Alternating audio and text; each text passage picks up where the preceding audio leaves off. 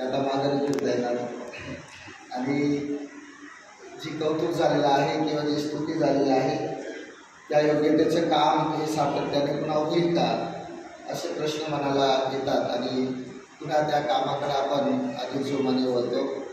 असो, धन्यवाद सर. आपण माझ्या कामाबद्दल माझी प्रशंसा केली त्याबद्दल मी आपले आभारी आहे. त्रिरत्न बौद्ध महासंघ सहाय्यक मालेगाव आयोजित व्याख्यानमाला वर्ष 3.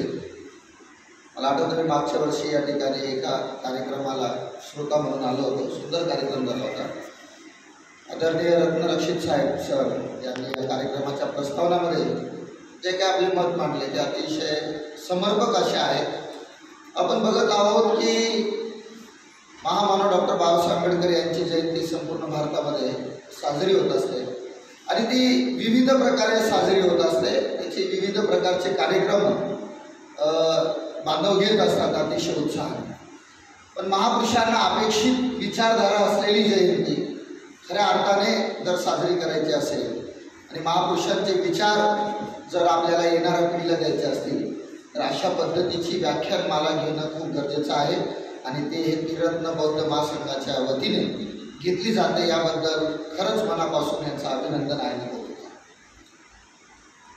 यानंतर हे 3रं वर्ष आहे म्हणजे सातत्य आहे आणि एखाद्या कार्यक्रमाचं सातत्य ठेवणं हे तितकंसं सोपं नाही. कारण जे आपल्याला सोपं वाटतं तेच खरं तर अवघड असतं. कारण DJ एकदा लावून दिलं की नाचणाऱ्यांची संख्या खूपच आहे. आपणही नाचतो, नाचलं पाहिजे, आनंद आहे. परंतु फक्त नाचणे हेच अपेक्षित आहे का? त्याच्या पलीकडे जाऊन महापुरुषांचे विचार आपल्याला जर पूर्ण करायचे असतील तर व्याख्यानमाला आणि याच्यासारखेच अधिक प्रबोधनात्मक कार्यक्रम वाढले पाहिजे आणि याच्यासाठी उपस्थित जे काही इथं मान्यवर आहेत आणि जे काही श्रोतेकरी यांनी विचार केला पाहिजे. सर्वात प्रथम मी पुन्हा एकदा आभार मानेल. मी जेव्हा सरांचा फोन आला सर व्याख्यानमाला मला माहिती आहे मला बोलायचं. मी प्राथमिक शिक्षक आहे. मुलांना शिकवणं हे माझं काम आहे. मुलांना शिकवणं आणि अनिसमध्ये काही प्रबोधनात्मक कार्यक्रम घेणे आणि 2011 पासून जवळजवळ मी जिल्ह्याला तालुक्याला ट्रेनर असतो. तर तिथं बोलणं आणि डॉक्टर बाबासाहेब आंबेडकर ह्या विषयावर बोलणं याच्यात बराच फरक आहे. एक व्याख्याता म्हणून एखादा विषय घेऊन त्याची समर्पक मांडणी करणं हे तितकं सोपं नाही आणि त्यातल्या त्यात महामानव डॉक्टर बाबासाहेब आंबेडकर यांच्याबद्दल बोलणं काय बोलावं आणि त्यांची व्याप्ती इतकी मोठी आहे की त्या व्याप्तीला कुठं कुठं स्पर्श करावं हे सुद्धा खूप अवघड आणि जिकिरीचं काम होतं. आणि मग मी ठरवलं की न ऐकलेले बाबासाहेब. तर मनात विचार आला की असं कोण आहे की ज्यांनी बाबासाहेबांनी ऐकलंच नाही.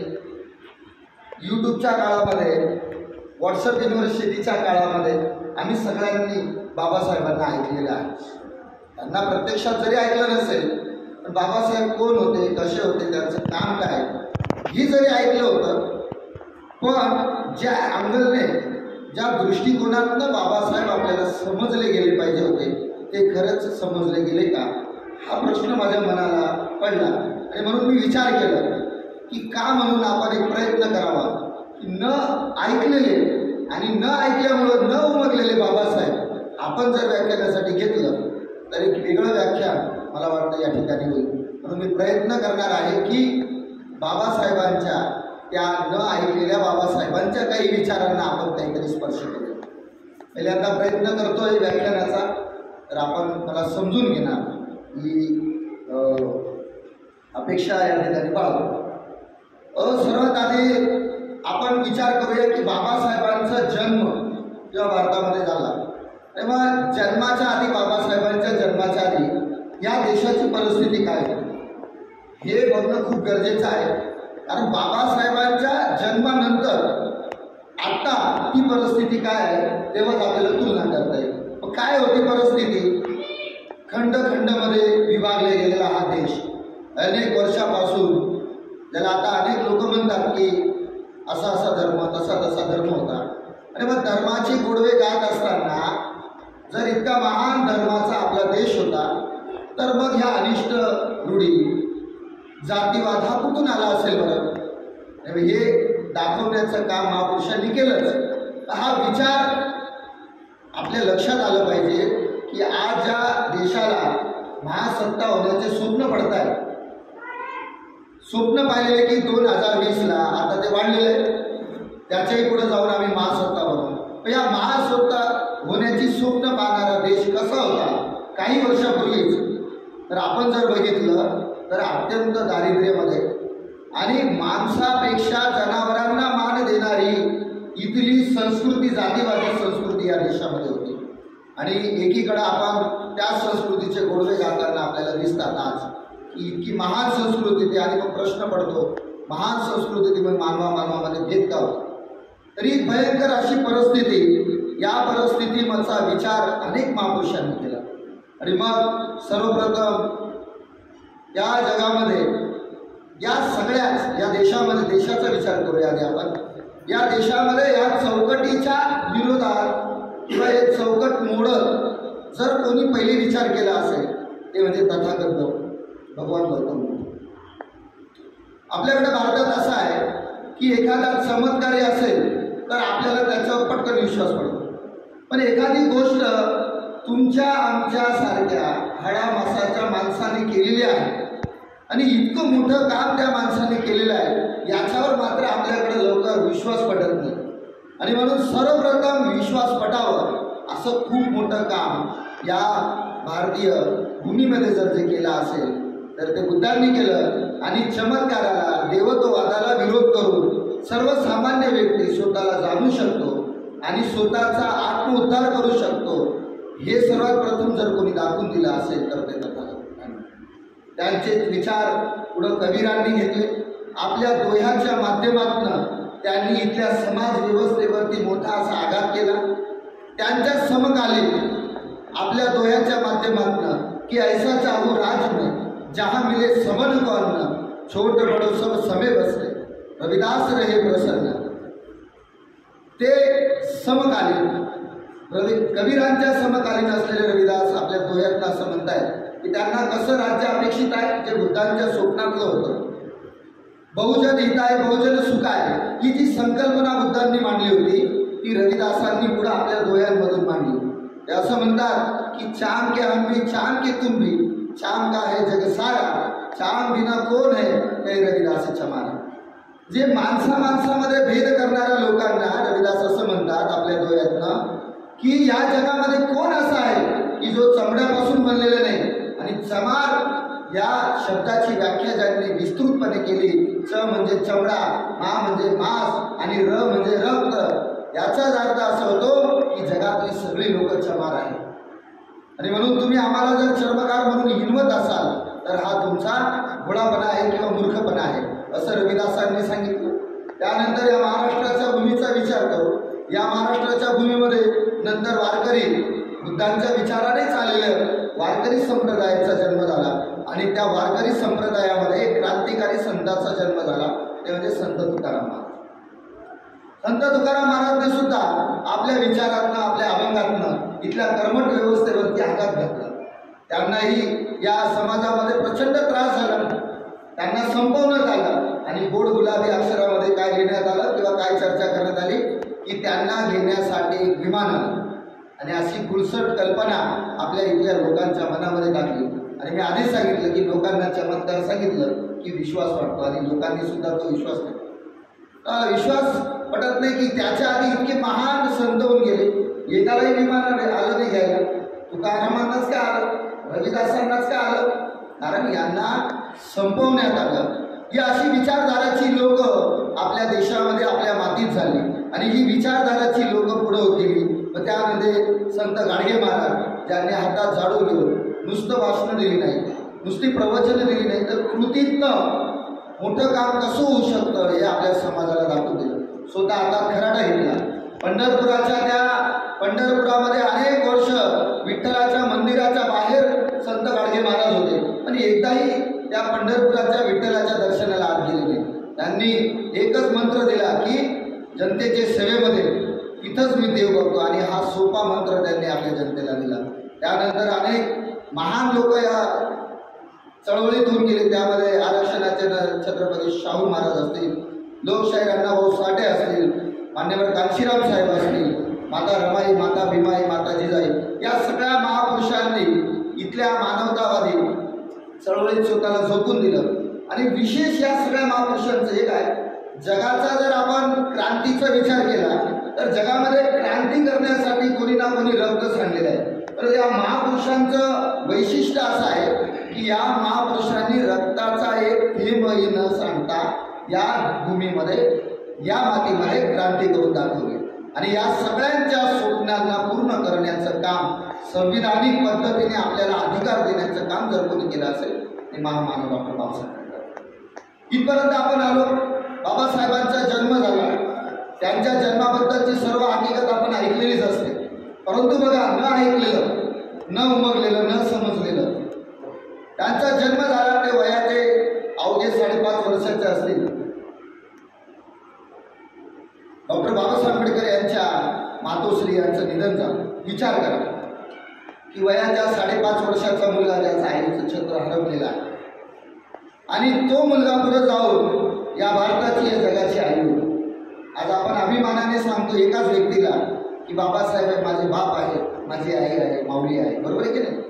जगातली अशी एकमेव व्यक्ती आहे की अभिमानाने आपण सांगतो की बाबासाहेब माझी आई पण आहे आणि बाप पण आहे. ज्या मुलाचं वयाच्या 5.5 वर्षाला असतानाच मातृछत्र हरपलं, ती जगाची आई होती. ही कसं काय घडलं असेल हे आपण जाणून घेतलं पाहिजे. आपण काय करतो की आपण भावनिक खूप होऊन जातो. बाबासाहेबांना भावनिक अँगलने आपण नेहमी बघत असतो. पण बाबासाहेबांना भावनिक अँगलने बघत असताना त्याच्यातनं येणाऱ्या पिढीला आपण काय देऊ शकतो हे मात्र आपल्याला देता येतं. आज समाजामध्ये अनेक लोकांचे जेव्हा मातृछत्र हरवतात, काय होतं की लोक, ती मुलं त्या वयात कोमजून जातात, हिरमसून जातात आणि पुढं त्यांची प्रगती खुंटते. पण इकडे आपल्याकडे एक आदर्श काय आहे? डॉक्टर बाबासाहेब आंबेडकर. त्यांच्या आत्यांनी त्यांचा सांभाळ केला, आईचं प्रेम देण्याचा प्रयत्न केला. त्या दिव्यांग होत्या, त्या संसाराचा गाडा थोड्या सांभाळायला लागल्या. परंतु बाबासाहेब हरले का? नाही ना. आपल्याला आवर्जून हे सांगायचं आहे समाजामध्ये की ज्या ठिकाणी एखाद्याचं मातृछत्र हरवतं त्या ठिकाणी आपल्याला ती बाबासाहेब आपल्याला मांडता येतात. आपल्याला तिथं आदर्श देता आलं पाहिजे की या जगामध्ये, या देशामध्ये अशी एक व्यक्ती होऊन गेली की ज्याच्या आईचं छत्र हरपलं पण ती व्यक्ती तिथं हरलेली नाही, पुढे जाऊन ती या देशाची आई झालेली आहे. हे आपल्याला मांडता आलं पाहिजे. खऱ्या अर्थाने ही गरज आता आपल्या समोर आहे की बाबासाहेब आपण अशाही पद्धतीने मांडता आलं पाहिजेत आपल्याला. यामध्ये बघा,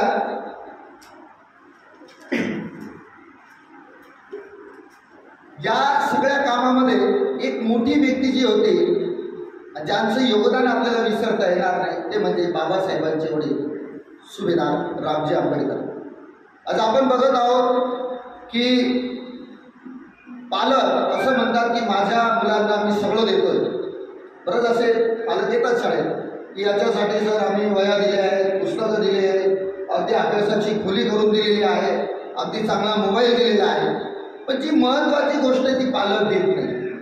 ती म्हणजे त्यांना देणारा वेळ, त्यांना देणारा मार्गदर्शन, हे पालक कुठंतरी विसरत आहेत. आणि म्हणून पुन्हा एकदा आपल्याला रामजी सुभेदार आठवावे लागतील की त्या छोट्याशा खोलीमध्ये, त्या छोट्याशा घरामध्ये इतका मोठा परिवार असताना सुभेदार बाबासाहेबांना कशा पद्धतीचे संस्कार देत आहेत, कशा पद्धतीची शिस्त लावत आहेत. आणि बाबासाहेबांच्या डोळ्यामध्ये त्यांना क्रांती दिसत होती. आणि म्हणून बाबासाहेबांना घडवण्याचं जे मोठं काम आहे ते सुभेदारांनी केलेलं आहे. सुभेदार हे त्या काळामध्ये त्या इंग्रजांच्या इथं नोकरीला होते आणि म्हणून त्यांचं शिक्षण होतं. त्यांनी शिक्षणाचं महत्त्व जाणलं होतं. आता आपण बघत आहोत सर समाजामध्ये की शिक्षणाचं महत्त्व शिकलेल्या लोकांनाही कळत नाही सध्याला. ती जी मोठी स्वप्न बाबासाहेबांनी पाहिली होती शिक्षणाची लहानपणापासून, ती कुठंतरी आता कमी होताना दिसत आहे. आणि म्हणून जी वडिलांच्या, जे बापाच्या भूमिकेत आज आहेत, त्या लोकांनी बाबासाहेबांच्या वडिलांचा तो आदर्श आज घेण्याची गरज आहे. एकीकडं बाबासाहेबांची आई वारलेली आहे, त्यावेळेस बापाचंही प्रेम आणि आईचंही प्रेम देत असताना बाबासाहेबांना वाचण्यासाठी पुस्तकही ते उपलब्ध करून देत आहेत. ही वाचनाची भूक बाबासाहेबांची पूर्ण करण्याचं काम रामजी आंबेडकरांना केलेलं आहे. ही जी दृष्टिकोन आहे, हा दृष्टिकोन या ठिकाणी आपल्याला अभ्यासायचा. बघा, पुढं बाबासाहेब जेव्हा शिक्षण घेत होते, आपल्या सगळ्यांना माहिती आहे की प्राथमिक शिक्षण घेत असताना बाबासाहेबांना वर्गाच्या बाहेर बसावं लागत होतं. आता ती परिस्थिती नाही आहे. आता प्रत्येकाला अगदी समानतेने, समतेने नाही म्हणणार मी, कारण समता आणि समानता यांच्यात फरक आहे. आणि बऱ्याचदा म्हणतो की चर्चा करत असताना बरेच लोक म्हणतात आता कुठं जातीवाद आहे, आता कुठं जातीभेद आहे. बघा, तुमची मुलं आधी आमच्या शाळेमध्ये एकदम समोर सारखीच बसलेली असतात. ही झाली समानता, परंतु जी समता अपेक्षित होती ती मात्र कुठंतरी हिरावून घेतली जाते गपचूप पद्धतीने, जे आपल्या लक्षात येत नाही. प्रत्येक ठिकाणी बघा तुम्ही, जो प्रत्यक्ष काम करतो त्या विभागामध्ये त्या लोकांना हे कळतं की जी समता अपेक्षित होती इथल्या महापुरुषांना, बाबासाहेबांना, ती समता अजून सुद्धा दिली जात नाही. समानता आणि समता या शब्दामध्ये बरंच साम्य आहे. मला अनेक शिक्षक विचारतात, सर हे दोन शब्द सारखेच वाटतात, समानता आणि समता, यांच्यात फरक आहे का? हो, खूप मोठा फरक आहे. समता, त्यांच्यासाठी तुम्हाला एक उदाहरण देतो मी की दोन मुलं आहेत आणि त्यांना भूक लागलेली आहे आणि आईने स्वयंपाक बनवलेला आहे. आता आईने ठरवलेले आहे की प्रत्येकाला 2-2 पोळ्या द्यायच्या आहेत. ते दोघं मुलं सारखे आहेत, दोघांना 2-2 पोळ्या देणं ही झाली समानता. पण त्याच्यातला जर मोठा मुलगा समजा कष्टाचं काम करतोय, मेहनतीचं काम करतोय आणि तो 1 दिवसापासून उपाशी आहे, तर त्याची भूक मात्र 4 पोळ्यांची आहे. आता आईने त्याला 4 पोळ्या देणं अपेक्षित आहे का? कारण त्याची गरज तेवढी आहे. मग गरजेनुसार देणं ही झाली समता. समानता काय आहे? दोघांना देणं ही झाली समानता. परंतु ज्याची जेवढी गरज आहे तेवढं त्याला पुरवणे म्हणजे समता. आणि बाबासाहेबांचा सगळा लढा होता समतेसाठी.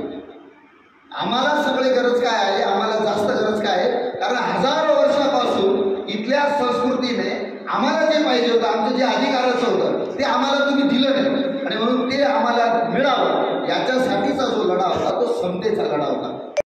एखादी वस्तू जर वर्गात भेटली नाही, तो घरी जातो तर लगेच सांगतो आईवडिला नाही, आईवडील लगेच भांडायला जातात माझ्या मुलाला. एखाद्या मुलाला आता बाहेर बसू द्यावर, संताप होऊन जाईल, राग होऊन जाईल, सगळीकडे बातमी होऊन जाईल. पण ते जरी असलं पण त्या बालमनावर काय परिणाम होतो हे पाहणं खूप गरजेचं आहे. आणि मग हा छोटासा विवाह म्हणजे बाबासाहेब जेव्हा त्याला बाहेर बसवलं असेल, काय परिणाम झाला असेल उद्या बालमनावर, की या सगळ्या मुलांना वर्गात बसवत आहेत आणि मला मात्र बाहेर बसवत आहेत. परंतु बाबासाहेब त्या बालवयात सुद्धा खचले नाही आणि ठरवलं असतं, अरे काय मला बाहेर बसावं लागतंय, कशासाठी हे शिक्षण मला नाही शिकायचं. आज आपण बघतो लहान मुलं एक पेन्सिल घेतली नाही, एक मोबाईल हिसकून घेतला तर अवघ्या 5 वर्षाची मुलं आत्महत्या करताना आपल्याला दिसत आहेत. माझ्या बोलण्यातनं शाळेची उदाहरण जास्त येते कारण मी शिकवतो आणि म्हणून ती उदाहरणं मला जवळची वाटतात, म्हणून मी शाळेची उदाहरणं तुम्हाला जास्त देतो. की एखाद्या मुलाला एखादी वस्तू मिळत नाही सर, मी नेहमी बातम्या वाचत असतो की वयाच्या 11व्या वर्षाच्या विद्यार्थ्याने आत्महत्या करून घेतली. का? कारण मोबाईल दिला नाही, नवीन मोबाईल घेतला नाही, गेम खेळत होता, मोबाईल हिसकावला म्हणून आत्महत्या करून घेतली. 21व्या शतकातली ही परिस्थिती आहे. विचार करा, 19व्या शतकामध्ये एक छोटासा मुलगा, त्याच्या बालमनावर काय परिणाम झाला असेल, पण तरी सुद्धा बाबासाहेब डगमगले नाही, हरले नाही आणि त्यांनी जिद्द ठेवली की अशी जरी परिस्थिती असेल मी मात्र माझं शिक्षण सोडणार नाही. त्या काळामध्ये बाबासाहेबांना एका शिक्षकाने प्रश्न विचारला की अशी कोणती गोष्ट आहे की जे तुम्ही पाहू शकता पण तिथपर्यंत जाऊ शकत नाही. बऱ्याच मुलांनी चंद्र, सूर्य हे उदाहरणं दिली. आणि बाबासाहेबांनी उत्तर दिलं की सर, तो जो कोपऱ्यात ठेवलेला पाण्याचा माठ आहे त्या माठाला मी पाहू शकतो परंतु तिथपर्यंत जाऊ शकतो. बघा किती भयंकर परिस्थिती. म्हणजे जेव्हा आपण हे वाचन करतो किंवा जेव्हा अनुभवतो तर डोळ्यातनं अश्रू येतात की काय परिस्थिती असेल बाबासाहेबांच्या त्या कोवळ्या बालमनावरती, किती परिणाम झाला असेल.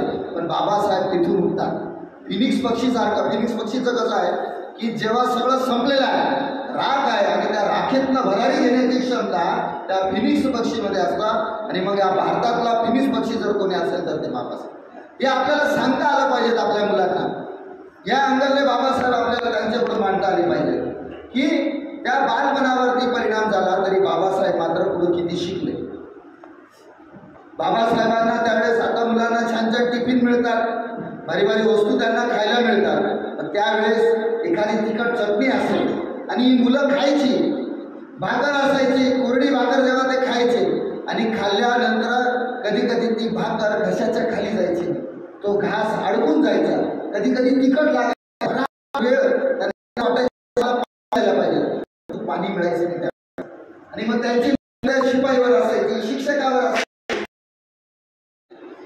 बघा, जो विद्यार्थी शाळेच्या बाहेर बसायचा त्या विद्यार्थ्याचा प्रवेशाचा दिवस 7 नोव्हेंबर हे आपल्या महाराष्ट्र शासनाने विद्यार्थी प्रवेश दिन म्हणून साजरा करावा. याच्यापेक्षा मोठं अजून त्यांचं योगदान काय असेल किंवा त्यांचं महान कार्य काय असेल, ते किती मोठं काम आहे की जो विद्यार्थी शाळेच्या बाहेर आहे त्याचा प्रवेशाचा दिन आहे का? जगात असं एखादं उदाहरण आहे का की जो बाहेर बसलेला आहे त्याचा प्रवेशाचा दिन जागतिक विद्यार्थी दिन म्हणून साजरा होतो किंवा प्रवेश दिन म्हणून?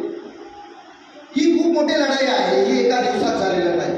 त्याच्यासाठी संयम आणि जिद्द जी बाबासाहेबांनी दाखवली, ही संयम ही जिद्द आताच्या मुलांमध्ये, आताच्या ह्या व्यक्तींमध्ये, आताच्या या तरुणांमध्ये येणं खूप गरजेचं आहे. ह्या अँगलने आपण बाबासाहेबांना समजून घेतलं पाहिजे, ही काळाची गरज आहे. पुढे आपण बघूया की उच्च शिक्षणाचे ध्येय बाबासाहेबांना आधीपासूनच होते. बाबासाहेब साताऱ्याहून जेव्हा मुंबईला त्यांचं परिवार आलं, सुभेदार त्या परळमधील कोयबा चाळीमध्ये ते आले आणि 10 बाय 10च्या घरामध्ये तिथं राहिले. तिथं शिक्षण त्यांनी सुरू केलं आणि ते मॅट्रिक पास होणारे तेव्हा खूप कमी मुलं होतं, शिक्षणच नव्हतं, तर मॅट्रिक जर लांबचंच आहे आणि म्हणून ठरलं बाबासाहेबांनी व्यवस्था करण्यात आली. अरे मोठा मंडप वगैरे तयारी करण्यात आली, अनेक लोक जमली होती की बाबासाहेबांचा सत्कार होता आणि त्या सत्कारासाठी केळुसकर गुरुजी म्हणून त्या ठिकाणी आलेले होते. तो सगळा सत्कार झाला आणि केळुसकर गुरुजींनी त्यावेळेस बाबासाहेबांना गौतम बुद्धांचं चरित्र हे पुस्तक दिलं. खऱ्या अर्थाने हा मुद्दा खूप महत्त्वाचा आहे.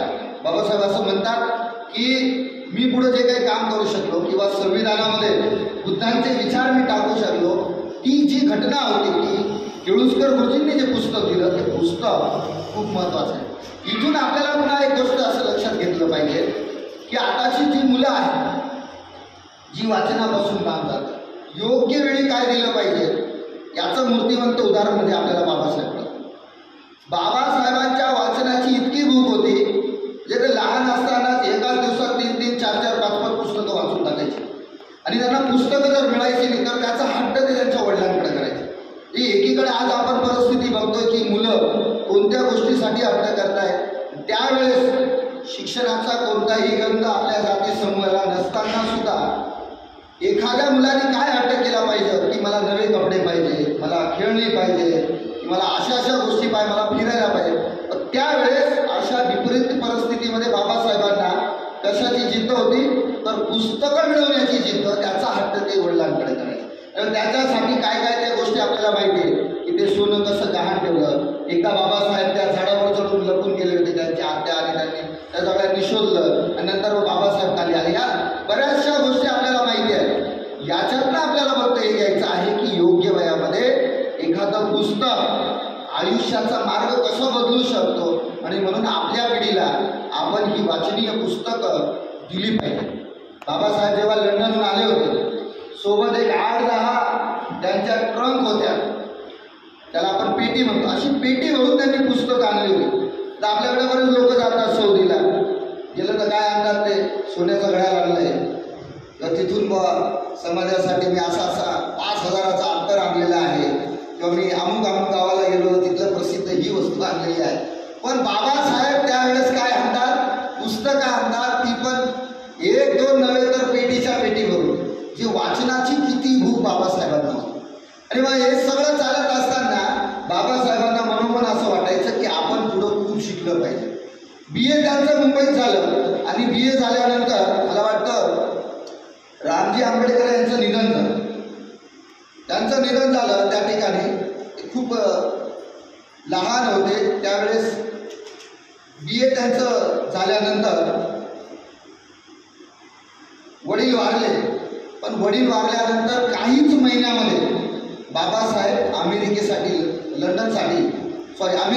त्या ठिकाणी रवाना झाले होते. बघा, लहानपणी मातृ छत्र हरपलं होतं. ऐन शिक्षणाच्या वेळेमध्ये जेव्हा त्यांना परदेशात जायचं होतं त्याच वेळेस वडिलांचं छत्र आता हरवलेलं आहे.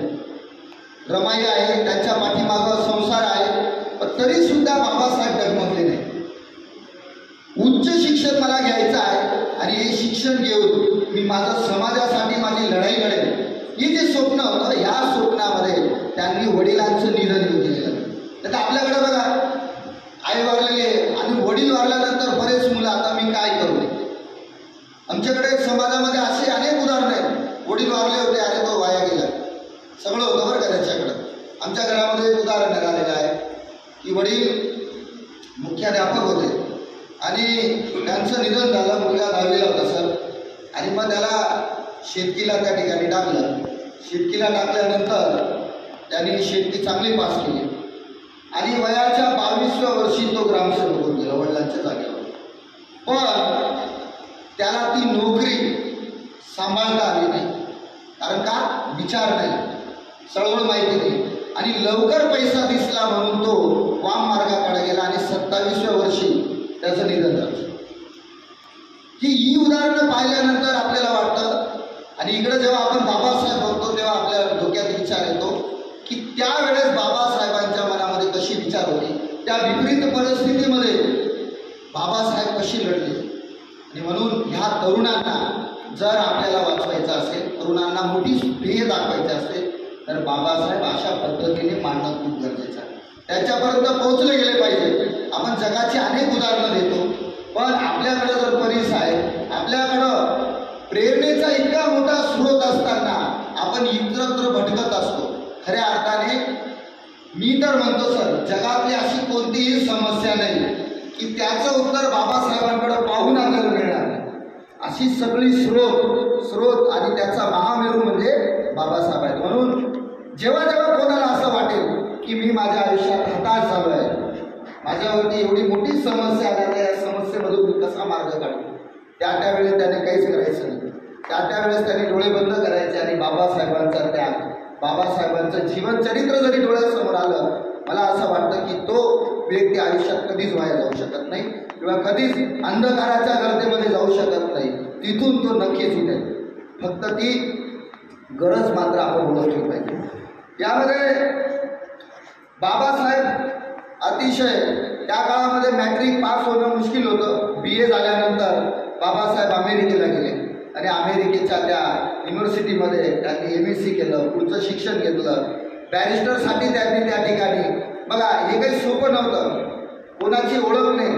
आज एवढं जग प्रगत झालं आहे, तुमच्या हातामध्ये मोबाईल आहे. एखाद्या जगाचं नाव जरी टाकलं तुम्ही तर गुगल मॅप तुम्हाला दाखवून देतो. तिथं माझी राहण्याची व्यवस्था कशी होईल, गुगल मॅप तुम्हाला दाखवून देतो. पण विचार करा, 19व्या शतकामध्ये कोणी ओळखीचं नाही. त्या जगामध्ये जाणं, त्या इतर देशांमध्ये जाणं, बॅरिस्टर आपल्या देशामध्ये त्या काळातही झाले, पण त्यांचा परिवाराचा जो काही वारसा असेल तो तुम्ही अभ्यासा. बॅरिस्टर जीना आहे, अत्यंत श्रीमंत घरातली. त्यावेळेस पंडित जवाहरलाल नेहरू बॅरिस्टर झाले, पण बघा असं म्हणतात ना, सोन्याचा चमचा तोंडात घेऊन जन्मलेलं म्हणजे नेहरू. तो प्रचंड संपत्ती, त्यांना काय कमी, अशी लोक पण त्यावेळेस बॅरिस्टर झाली. परंतु बाबासाहेब मात्र पैशासाठी झगडत होते. महाराजा सयाजीराव गायकवाड यांनी त्यांना शिष्यवृत्ती मंजूर केली आणि त्या शिष्यवृत्तीच्या जोरावर बाबासाहेब परदेशात गेलेले आहेत. कोणत्याही प्रकारचा समाजाचा पाठिंबा किंवा परिवारातनं कोणत्याही प्रकारचा आर्थिक साथ त्यावेळेस बाबासाहेबांना नव्हती. फक्त जिद्द होती की मला उच्च शिक्षण घ्यायचं, आणि त्यांच्या या जिद्दीने बाबासाहेबांना त्यांना शिकवलेलं आहे. एकाच वेळेस त्यांनी अनेक पदव्या घेतलेल्या आहेत. आज आम्ही जातो न्यूयॉर्कमधल्या त्या शहरामध्ये, त्या युनिव्हर्सिटीमध्ये बाबासाहेबांचा पुतळा, आणि त्यांच्या ज्ञानाची साक्ष ते त्या ठिकाणी देत आहेत. त्यांच्या पुतळ्याच्या काळी लिहिलेलं आहे द सिम्बॉल ऑफ नॉलेज. आणि युनिव्हर्सिटी असे म्हणते की या शतकातला या शतकातला 100 वर्षातला सर्वात बुद्धिमान आणि हुशार विद्यार्थी जर कोणी होऊन गेला असेल तर ते डॉक्टर बाबासाहेब आंबेडकर. पण आमच्या भारतामध्ये मात्र अजूनही ती संकुचित, ती कुंठित वृत्ती जी आहे ती वृत्ती मात्र बाबासाहेबांना एका चौकटीत अडकण्याचा प्रयत्न करते. परंतु बाबासाहेब काही चौकटीत अडकण्यासारखे नाही. सरांनी आधीच सांगितलं की जसा जसा काळ जातोय, बाबासाहेबांच्या निधनानंतर जसा जसा काळ जातोय तसं तसं बाबासाहेबांचे विचार पुन्हा पुन्हा जास्त पसरत आहेत. एका लेखकाने लिहिलं होतं की जिवंत बाबासाहेबांपेक्षा मृत बाबासाहेब अधिक घातक होते. आणि म्हणून ही लोक इतकी घाबरतात की बाबासाहेबांचा पुतळा हे पाडतात. त्यांना विचारांची लढाई लढता येत नाही आणि म्हणून त्यांचे विचार त्यांना संपवता येत नाही. आणि म्हणून गावोगावी इतर राज्यामध्ये आपण पाहत असतो की बाबासाहेबांची पुतळे हे अजूनही पाडत असतात. का पाडत असतील? किती मोठं काम आहे. एका हजारो वर्षाच्या परंपरेला, एका हजारो वर्षाच्या गुलामीला संपवण्याचं काम बाबासाहेबांनी केलं. आणि बाबासाहेबांचं काम इतकं मोठं झालेलं आहे की अनेक राज्यकर्ते, अनेक राजवटी आत्ता असलेल्या सुद्धा त्यांच्या विरोधात काम करत आहेत. बाबासाहेबांचं काम मात्र त्यांच्यानी पुसलं जात नाही. आणि म्हणून अशा पद्धतीने बाबासाहेबांचं काम लहान करण्याचा हा जो काही खोडसाळपणा काही घटक करत असतात त्या घटकांमध्ये मात्र ते वेळोवेळी असफल होऊन जातात. आणि आपल्या जनतेने पण हे ओळखलं पाहिजे की अशा पद्धतीने बाबासाहेबांचा पुतळा पडल्याने बाबासाहेबांचे विचार संपणार आहेत का? ही त्यांची चाल असते की बाबासाहेबांच्या पुतळ्याची विटंबना केली म्हणजे समाज रस्त्यावर येईल. रस्त्यावर आल्यानंतर दगडफेक होईल आणि दगडफेक झाल्यानंतर या समाजातले काही तरुण कशा पद्धतीने त्यांना अटक करता येईल आणि त्यांच्यावर गुन्हे दाखल करून त्यांचं शिक्षण कसं संपवता येईल, अशा पद्धतीचे षडयंत्र ही समाजामध्ये चालत असतात आणि ही आपण ओळखली पाहिजे. अनेक उदाहरणं आताही आपल्याला दिसत आहेत. राजकारणी लोक तिथं बसून एखाद्या विषयाबद्दल आग किंवा गरळ ओढतात आणि आपली बहुजन मुलं मात्र त्याचा काही अभ्यास न करता रस्त्यावर उतरतात आणि रस्त्यावर उतरल्यानंतर काय होतं आपण बघत आहोत. अशा पद्धतीचे गुन्हे त्यांच्यावर दाखल होतात की त्यांचं आयुष्य संपून जातं. आणि म्हणून आपल्याला या गोष्टीपासून आता सावध झालं पाहिजे. आपली शत्रू आपण ओळखली पाहिजे आणि शत्रू किती हुशार झालेला आहे, या शत्रूंची काय चाल आहे हे सुद्धा आपण पाहिलं पाहिजे. त्या अँगलने सुद्धा आपल्याला बाबासाहेब समजून घेणं खूप गरजेचं आहे. बघा, बाबासाहेब जेव्हा त्या ठिकाणी अमेरिकेला होते, लंडनला होते, त्यांच्या लक्षात आलं की मला मिळणारी जी काही शिष्यवृत्ती आहे ती खूप कमी कालावधीसाठी आहे आणि शिक्षण तर माझं खूप आहे. अशा वेळेस मी काय केलं पाहिजे? बघा, आताची मुलं बरेच डॉक्टर सर आपण बघतो की त्यांना खूप व्यसनं लागलेली असतात. त्यांना विचारलं की बाबा तुला कसं काय लागलं हे व्यसन? आमचे मित्र आहेत काही त्या ओळखीतले डॉक्टर आहेत, त्यांना 1-2 व्यसन हमखास असतं डॉक्टरांना. बघ, त्यांना विचारलं तर ते म्हणतात किती तो अभ्यास असतो, एवढी पुस्तकं वाचन म्हणजे सोपं आहे का सर? तुम्हाला काय माहिती डॉक्टरीचे किती जाड पुस्तके आम्हाला जागावं लागतं आणि जागावण्यासाठी आम्हाला अशा पद्धतीची व्यसन लागतं. मग माझ्या मनामध्ये विचार येतो की बाबासाहेब किती महान आहे की 20 तास 21 तास अभ्यास करणारी ही व्यक्ती एकाच वेळेस जगातली सगळ्यात अवघड असलेल्या कॉलेजमध्ये अभ्यासक्रम पूर्ण करतायत, एकाच वेळेस 3-3, 4-4 भाषा शिकतायत, तरी सुद्धा बाबासाहेबांनी हे काही व्यसन. आणि आताची तरुण मुलं काय सांगतात की आमची ही पुस्तकं आहेत, आम्हाला वाचण्यासाठी रात्रभर जागा राहावं लागतं म्हणून आम्हाला व्यसन. या तरुण मुलांसाठी बाबासाहेब या अँगलने पाहणं खूप गरजेचं आहे. हे आपण समजलं पाहिजे की बाबासाहेब त्यावेळेस 18-18 तास, अहो त्यांना भूक लागायची पण ते विचार करायचे मी जर जेवायला गेलो तर माझी ही 30 मिनिटं जातील, 25 मिनिटं जातील, हा माझा वेळ वाया जाईल. मला जी मिळणारी शिष्यवृत्ती आहे, मला ह्या कालावधीमध्ये जो काही अभ्यास माझा पूर्ण करायचा तो होणार नाही. आणि म्हणून ते खिशामध्ये पावाचे तुकडे ठेवत होते. वेळ मिळाला की ते पावाचे तुकडे ते खायचे, त्याच्यावर पाणी पिऊन घ्यायचे आणि पुन्हा तसाच अभ्यास करायचा. बाबासाहेब अशी एकमेव व्यक्ती होती की ग्रंथालय सुरू केव्हा होणार आहे, ते उघडणार केव्हा, त्याच्या आधी बाबासाहेब उभे राहायचे. आणि ती अशी व्यक्ती होती की ग्रंथालय जेव्हा बंद होणार आहे सगळ्यात शेवटी जाणारी व्यक्ती म्हणजे बाबासाहेब. असा पूर्ण वेळ ते वाचनामध्ये टाकायचे. एकाच वेळेस ज्या अभ्यासक्रमाला 6 वर्ष लागणार होती त्यांना कळून चुकलं होतं की 6 वर्ष आपल्याला एवढा वेळ नाही, आपल्याकडे एवढी आर्थिक परिस्थितीही नाही.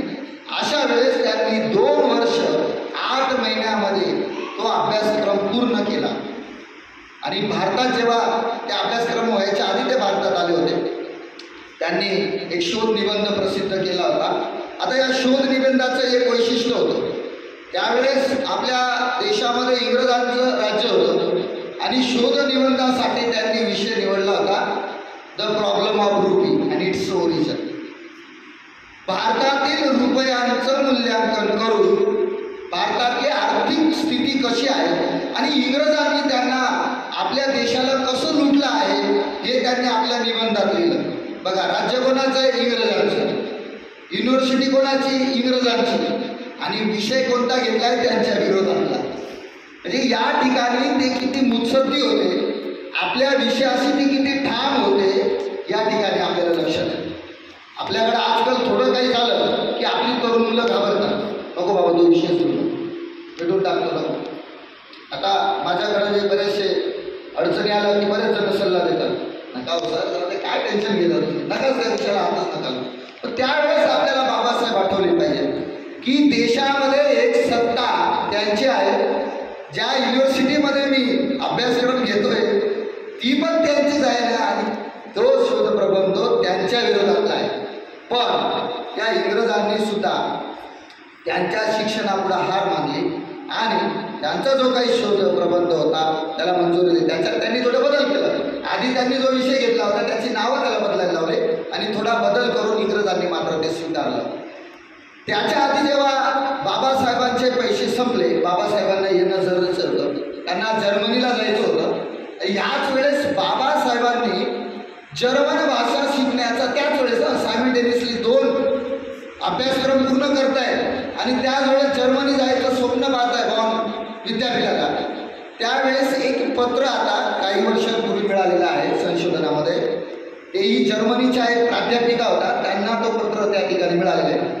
हे पत्र बाबासाहेबांनी जर्मन भाषेत लिहिलेलं आहे आणि त्या पत्राचं वैशिष्ट्य असं आहे सर की जर्मन भाषेतलं पत्र बाबासाहेबांनी एकही चूक न करता प्रभावीपणे मांडणी करून ते पत्र लिहिलेलं आहे. व्याकरणाची एकही चूक बाबासाहेबांच्या त्या पत्रामध्ये आढळत नाही. मुंबईला जेव्हा बाबासाहेब BA शिकत होते त्यावेळेस त्यांनी 2 लँग्वेज घेतल्या होत्या, एक फारसी आणि एक इंग्रजी. मराठी मातृभाषा असलेले बाबासाहेब, ज्यांचं सगळं प्राथमिक शिक्षण हे मराठीतनं झालेलं आहे. ऑप्शनलमध्ये इंग्लिश आहे, म्हणजे ऑप्शनलला इतर भाषा आहेत, परंतु फारसी भाषा सुद्धा ते शिकतायत. इंग्रजी, मराठी, फारसी, परंतु मुख्य विषय त्यांनी अर्थशास्त्र आणि राज्यशास्त्र घेतले. एकाच वेळी इतक्या विषयांचा गाढा अभ्यासक असणारा मला वाटतं जगामध्ये बाबासाहेबांसारखा दुसरा कोणीच नाही. एकाच वेळेस किती भाषेंचा अभ्यासाचं प्रभुत्व आहे. बाबासाहेब जेव्हा मुंबईला आले, या ठिकाणी मात्र रमाईंचा जर त्याग आपण या भाषणात आलं नाही तर मला वाटतं भाषेत पूर्ण होऊ शकत नाही, किंवा बाबासाहेबांचे जीवन जी काही गाथा आहे ती पूर्ण होऊ शकत नाही. बाबासाहेब ज्यावेळेस परदेशात शिकत होते त्यावेळेस रमाईंचा मात्र खूप मोठा त्याग. आम्हाला जर वाटत असेल की आमच्या समाजातलं बाबासाहेब निर्माण झाले पाहिजे तर त्यासाठी भीमाई, सुभेदारांसारखे वडील आणि बाबासाहेबांच्या कठीण प्रसंगामध्ये बाबासाहेब जेव्हा तिथं होते त्यांना इथून साथ देणारी रमाई जर निर्माण झाली, रमाई आहेत अजून पण तो त्याग रमाईंसारखा जर निर्माण झाला तर बाबासाहेबांचे सच्चे अनुयायी किंवा बाबासाहेबांच्या स्वप्नातला कार्यकर्ता नक्कीच होऊ शकतो. आणि मग बाबासाहेब एवढे मोठी व्यक्ती आहे, एवढं शिक्षण आहे, परंतु बाबासाहेबांची मुलं उपचाराला पैसे नसल्यामुळं त्यावेळेस मरत होते. किती भयंकर असेल बरं ही परिस्थिती, किती हृदयाला, म्हणजे आता वाचतो आपण तरी सुद्धा हृदय असं एकवटून जातं की काय परिस्थिती आहे. जगातला सगळ्यात शिक्षित व्यक्ती, जगातल्या सगळ्यात महान व्यक्ती, इतक्या मोठ्या मोठ्या डिग्र्या बाबासाहेबांकडे आहेत, पण मुलांच्या उपचारासाठी बाबासाहेबांकडे वेळ नाही, पैसा. कारण त्यांचं ध्येय फक्त एकच मुलासाठी होतं का? नाही. हा समाज, हा सगळा मागास समाज, ज्यांच्यावर अन्याय झालेला हा सगळा मागासलेला समाज माझा मुलगा आहे. या सगळ्यांसाठी मला जगायचं आहे, या सगळ्यांसाठी मला झटायचं आहे. म्हणून बाबासाहेबांचा आकाश आणि म्हणून गाडगे महाराजांनी जसं कीर्तन चालू असताना त्यांना निरोप आला की बाबा तुमचा मुलगा वारला, आणि गाडगे महाराजांनी सांगितलं की काय रडू एकासाठी असे गेले की ते कोट्याला कोटी. त्याच्या आधी बाबासाहेब आपल्या मुलांना आपल्या डोळ्यांनी मरताना बघत आहेत, परंतु ते आतून खूप दुःख होत असेल बाबासाहेबांना, परंतु ते डगमगले नाही. आणि म्हणून ह्या अँगलने न उमगलेले बाबासाहेब आम्हाला समजून घेतलं पाहिजे की पोटची मुलं सुद्धा दगावत आहेत, पत्नी 18 विश्व दारिद्र्यामध्ये जगत आहे, परंतु आपल्या ध्येयापासून मात्र ती लांब गेली. बाबासाहेब जेव्हा डिग्री घेऊन आले त्यांनी ठरवलं असतं की मी खूप पैसा कमवेल. ते बॅरिस्टर झाले होते. अनेक त्यावेळेस खूप कमी लोक बॅरिस्टर होती भारतामध्ये. त्यांनी जर ठरवलं असतं तर करोडो रुपये त्यांनी कमवले असते, मोठा राजमहाल त्यांनी विकत घेतला असता, परंतु त्यांचं ध्येय मात्र वेगळं. आणि चळवळीत काम करणारी आताची जी काही तरुण मुलं आहेत त्यांनी हे बाबासाहेब डोळ्यासमोर घेणं गरजेचं आहे की एवढं सगळं वैभव असताना ज्ञानाचं बाबासाहेब मात्र डगमगले नाही. किंवा माझ्या पत्नीचे हे हाल आहेत, माझ्या पत्नीला एक वेळचं अन्न नीट मिळत नाही किंवा त्यांना चांगले नेसायला कापडं नाही, तरी सुद्धा बाबासाहेब मात्र परिवारासाठी जगत नाही तर ते समाजासाठी जगत आहेत. म्हणून तरुण जी काही चळवळीमध्ये काम करत असतील त्यांनी बाबासाहेबांना आदर्श मानलं पाहिजे. जेव्हा जेव्हा तुम्हाला वाटतं की अरे माझा परिवार, त्यावेळेस बाबासाहेब आठवा. आमचा तर काहीच नाही, आम्ही सगळं ठीक आहोत, आता आम्हाला कोणत्या प्रकारचं खूप मोठा असं त्याग आहे का, काय आम्हाला बघायचं आहे का, नाही, आमच्याकडे सगळं आहे आता. आणि आम्ही मात्र आमच्या खाजगी आयुष्यामध्ये इतकं काही बिझी होऊन जातो की चळवळीला मात्र आम्ही बाजूला ठेवतो आणि वेगवेगळे कारणं आम्ही सांगत असतो की मला अरे अशी अडचण होती, तशी अडचण होती. या अडचणींचा दाखला देत आपण चळवळीत मात्र दुर्लक्ष करतो. आणि म्हणून चळवळीत काम करणाऱ्या प्रत्येक व्यक्तीने बाबासाहेबांना ह्या अँगलने बघणं खूप गरजेचं. बाबासाहेब जेव्हा मुंबईत आले बघा, त्यावेळेस एकदा बाबासाहेब जेव्हा साताऱ्याला होते त्यावेळेस काय व्हायचं की काही लोक कामानिमित्त मुंबईला यायचे आणि मुंबईला तिथं काम करायचे मिलमध्ये जे मिळेल ते. पण गावाकडे येताना बघा, आता काही काही सुरतला जाताना इकडे आले की ते हेडफोन वगैरे, आयफोन सेकंडमधला वगैरे एकदम चकाचक येतं.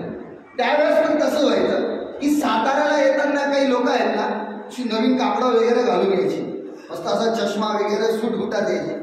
लहानच्या बाबासाहेबांना त्यांच्याकडे पाहून जरा विशेष वाटायचं की ही लोक किती भारी आहेत, हे आपण काय शिकत बसलो आहे आणि आपल्याला ते नीट शाळेत पाणीही मिळत नाही, हे आपण काय करावं की मुंबईला जावं. लहान बाबासाहेबांना लहान वयात वाटतं ते की आपण मुंबईला जावं, मस्त काम करावं, यांच्यासारखं असं रूपाबाद द्यावं. म्हणून त्यांनी ठरवलं. पण आता मुंबईला जाण्यासाठी पैसे लागतात, पैसे कुठून आणायचे, तर त्यांच्या आत्या बाबासाहेबांना कधी मध्ये पैसे द्यायचे, थोडं घे बॉय पैसे.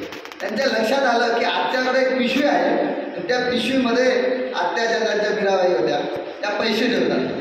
एके रात्री त्यांनी ठरवलं की आपण आत्याच्या पिशवीतले ते पैसे काढून घेऊ आणि मुंबईला निघून जाऊ. ठरवलं. आत्या झोपल्या रात्रीच्या.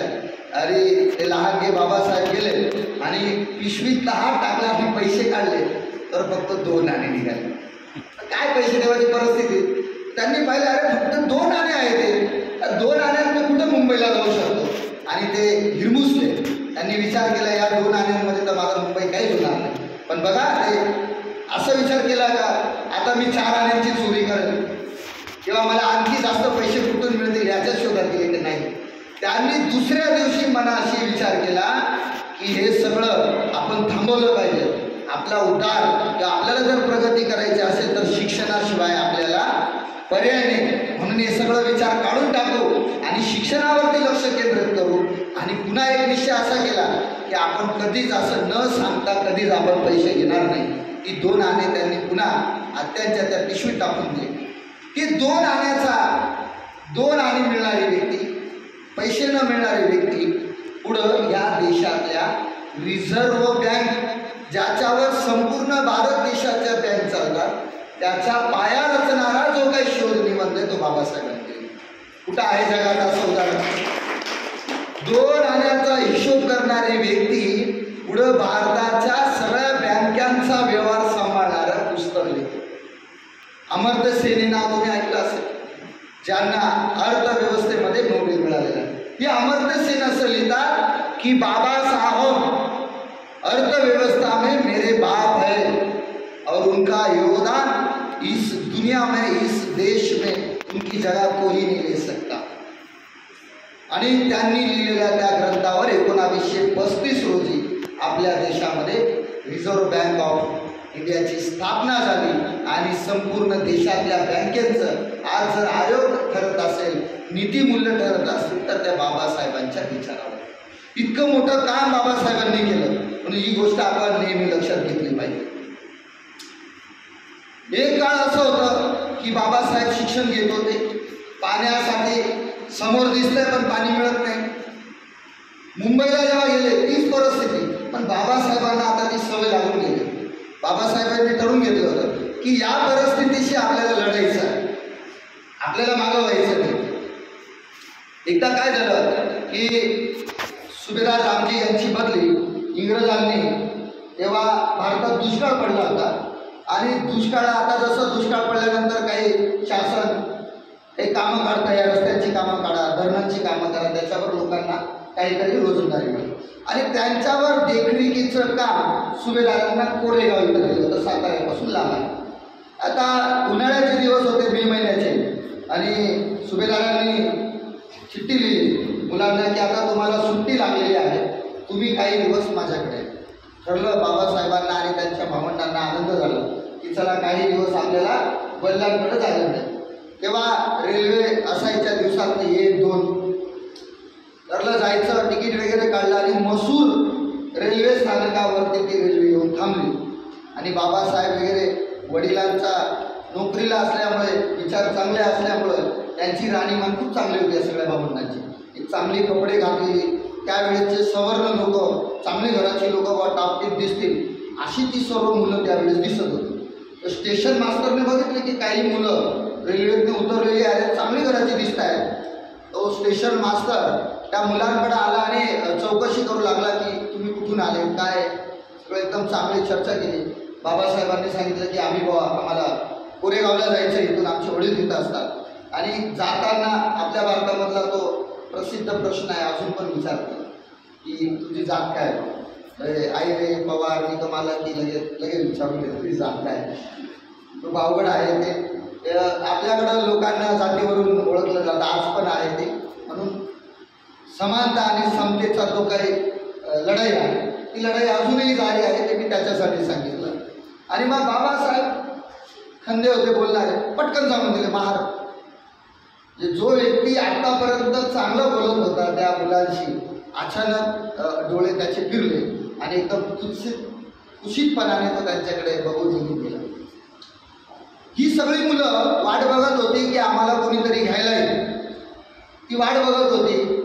आता त्यावेळेस काही वाहनं नव्हती, गावाला जाणारी काही रोडही नव्हती, एवढी काही संसाधनं नव्हती. संध्याकाळ होऊन गेली. स्टेशन मास्तर आला आणि पुन्हा विचारला, अरे कोणी आलं का नाही तुम्हाला घ्यायला. ती मुलं बोलली नाही ना, कोणी झाली नाही. बघा दिवसभराचं ते त्यांच्यासोबत शिदा होता खायचा, परंतु खायचं कुठं, बरं पाणी नाही प्यायला, एवढ्या भारी बॉटल्स पण नव्हत्या तेव्हा की चला मग घेऊन जाऊ आपण सोबत. पाणी नाही, उपाशी असलेली मुलं, संध्याकाळ झालेली आहे, मुलं ती. आता आपल्या मुलांना एक 5 मिनटं जरी लेट झालं की मुलं एकतर रिमोट फोडून टाकतात, भांडेकुंडे आदळतात. आत्ताची परिस्थिती भयंकर आहे. आणि मग स्टेशन मास्तर बोलला मी काही व्यवस्था करून देतो. त्याच्यात बाबासाहेबांनी असं सांगितलं की आम्ही तुम्हाला डबलचं भाडं देऊ, पण आमची व्यवस्था करू द्या, बघू असं म्हणून तो बाहेर गेला. मग डबलचं भाडं मिळेल या अपेक्षेने एक बैलगाडीवाला तयार झाला. पण तिथं अट अशी होती की बैलगाडा चालवायचं त्या मुलांनीच. बैलगाडाचा जो मालक आहे तो पायी चालेल, तुम्हीच चढायचं, तुम्हीच चालवायचं, ह्या अटीवरती आम्ही डबल भाडं. बोलले ठीक आहे, आता पर्याय नाही काही. आणि मग ही सर्व मुलं आयुष्यात कधी त्यांनी बिचाऱ्यांनी ती बैलगाडी चालवलेली नाही. अशा वयामध्ये ती जबाबदारी त्यांनी घेतली, कारण पर्याय नव्हता. जायचं होतं वडिलांकडे त्या कारेगावला. आणि मग प्रवास सुरू झाला. तो बैलगाड्याचा जो मालक आहे तो पाठीमागून पायी चालत होता. ह्या मुलांना प्रचंड भूक लागली होती. तहानेने कासावीस झालेले होते, पाणी कुठंच नाही, कोण पाणी देणार अशा वेळेस. अंधार झाला, थोडी भीती पण वाटायला लागली की हा व्यक्ती आपल्याला त्या ठिकाणी घेऊन जाईल की नाही, काय भरोसा. कारण आलेले अनुभव खूप कटू होते बाबासाहेबांना लहानपणापासून. आणि अंधार झाल्यानंतर त्या गाडीवाल्याने एका ठिकाणी गाडी थांबवली. मुलांना जरा बरं वाटलं की आपल्याला काही जेवणाची व्यवस्था होईल आणि पाणी प्यावं यासाठी त्यांची नजर जात होती. तो गाडीवाला त्याची व्यवस्था त्याने स्वतः करून घेतली, पाणी पिऊन घेतलं, जेवण झालं. ही मुलं मात्र तशीच होती. किती निर्दयी लोक असतील हो तेव्हाचे. म्हणजे मी जेव्हा ते वाचत असतो, हे सगळं जाऊ द्या जाती वगैरे मग, पण लहान मुलांना सुद्धा जर तुम्ही पाणी देत नसणार तर किती भयंकर ती संस्कृती असेल आणि किती भयंकर त्यांच्या मनामध्ये द्वेष असेल. हे आता पण मला प्रश्न पडतात की मुलांमध्ये पण जात शोधली असेल का हो तेव्हा. त्यांना पाण्याची व्यवस्था केली नाही. बाजूला ओढा होता, मुलांना वाटलं की आपण जाऊन तिथं पाणी प्यावं, पण नुकतीच काही जनावरं तिथं गेलेली होती. शेणाचा उग्र वास होता. बाजूला एक छोटासा असं आपल्या आयरणी भाषेमध्ये डबुकलं असं म्हणतो ना आपण, ते होतं जरा छोटासा, तिथं पाणी प्यावं, पण त्याचाही खूप दुर्गंध येत होता. आणि म्हणून ह्या मुलांना एवढी रात्र होऊन गेली, पाणी सुद्धा मिळालं नाही. प्रवास पुन्हा सुरू झाला. मुलांच्या मनामध्ये भीती होती. आता बघा बरं का, मात्र अंधार झाला, बैलगाड्यावाल्याने इकडं तिकडं पाहिलं, उडी मारली आणि तो बैलगाडी चालवला. म्हणजे भीतीपोटी जो माणूस बैलगाडीत बसत नव्हता, अंधार झाल्यावर मात्र तो बैलगाडी चालवायला. आता मला कोण बघतंय. म्हणजे ही जी काही बंधनं होती ही समाजाची किती भयंकर होती याचा विचार आपण करा. याचा संबंध आपण छत्रपती शिवाजी महाराजांशी होतो. इथं बैलगाडीवाला नाही म्हणत होता, डबलची रक्कम दिली तयार झाला, अंधार पडला तर तो बैलगाडी चालला. आता छत्रपती शिवाजी महाराजांना जेव्हा त्यांचा राज्याभिषेक करायचं होतं, महाराष्ट्रातल्या एकाही ब्राह्मणांनी त्यांना होकार दिला नाही. पण जेव्हा काशीच्या काका भट्टांना सांगितलं की मी तुम्हाला 3 लाख होऊन देईन, तेव्हा मात्र ते तयार झाले. बघा, आर्थिक गोष्टी यावेळेस त्यांना नियम तोडण्यासाठी चालत होते. हीच गोष्ट इथंही घडलेली आहे. आणि मग मुलांनी प्रश्न विचारला की केव्हा येईल, आम्ही केव्हाचा प्रवास करतोय. मुलं व्याकुळ झाली होती आणि मग घाबरत पण होती. लांब त्यांना एक चिमणी दिसली, आधी चिमणी वगैरे असायची. त्या चिमणीकडे पाहून मुलांना जरा बरं वाटलं आणि बैलगाड्यावाल्याने सांगितलं की तिथं एक जगात आहे, पूर्वी पण जगात असेल, त्या जगातवाल्या त्या ठिकाणी आपण थांबू. कारण रात्र जास्त झालेली आहे आणि सकाळी उठल्यावर मात्र आपण प्रवासाला सुरुवात करू. आणि मुलांनी सांगितलं की अहो आम्हाला खूप टाईम लागले, आमच्याकडं शिदा आहे पण आम्हाला तो खाता येत नाही. त्या जगातवाला मालक हिंदू आहे. त्यावेळेसचे असेल, आपल्याला जातीवरती बोलायचं नाही. मी ज्या वेळेस धर्माचं नाव काढेल, जेव्हा धर्माचं उदाहरण देईल, त्या सगळ्यांसाठी आहे. तो हिंदू असेल, मुस्लिम असेल, ख्रिश्चन असेल, इव्हन बौद्ध धर्मातल्या जरी अंधश्रद्धा किंवा चुकीच्या असतील ते आपण मोठ्या मनाने मान्य केलं पाहिजे. आमचं आहे म्हणून सगळं चांगलं आहे ही सुद्धा वृत्ती चांगली नाही, हे आपण मात्र लक्षात घेतलं. आणि मग जर तुम्ही सांगितलं की आम्ही मुस्लिम आहोत तर तो तुम्हाला पाणी देईल, असं त्या बैलगाडीवाल्यांना त्या मुलांना सांगितलं. तर जगात नाक्यापर्यंत बैलगाडी गेली आणि मुलं उतरली. त्या जगातवाल्याला सांगितलं की उर्दूमध्ये बोलले, हुशार होते बाबासाहेब, उर्दू भाषेचा वापर केला आणि सांगितलं की भाई हम बहुत दूर से आहे, हमको पाणी चाहिए. ते खेकसलं जोराने, तुमच्यासाठी काही तर पाण्याची व्यवस्था आम्ही करायला का रिकामे आहोत का? तुम्हाला पाणी प्यायचं असेल तर त्या दूर डोंगरावर पाण्याची व्यवस्था आहे, तिथं जाऊन पाणी प्या. लहान मुलांना रात्रीचा इतका वेळ झालेला, शरीरात अजिबात त्राण नाही, दिवसभर अन्नाचा कण नाही. बरं अन्न नसलं तर ठीक आहे हो, पण पाणी पण नाही, लहान मुलं येते. शेवटी पर्याय नव्हता, रात्र होती आणि ती मुलं तशीच झोपी गेली. ती किती भयंकर परिस्थिती बघा, विचार करा तुम्ही. हा प्रसंग बाबासाहेबांच्या त्या बालमनावर खूप मोठा परिणाम करून गेली. ही घटना बाबासाहेबांनी लिहिलेली आहे की हा जो प्रसंग आहे त्या बालमनावरती खूप विचार करून गेली. आणि मग पुढं ते सकाळी गेले, प्रवास झाला, वडिलांकडे गेले, ठेवली. आणि जगामध्ये अशी घटना पूर्वीच घडली नव्हती जी 20 मार्च 1927ला बाबासाहेबांनी त्या पाण्याच्या समतेसाठी, समानतेसाठी, जगातला पाण्यासाठीचा पहिला मोर्चा लढला तो म्हणजेच महाडचं 14 तोल्याचं सिद्धांत. बघा किती संयम ठेवला बाबासाहेबांनी. त्या लहानपणाची घटना त्यांच्या लक्षात होती की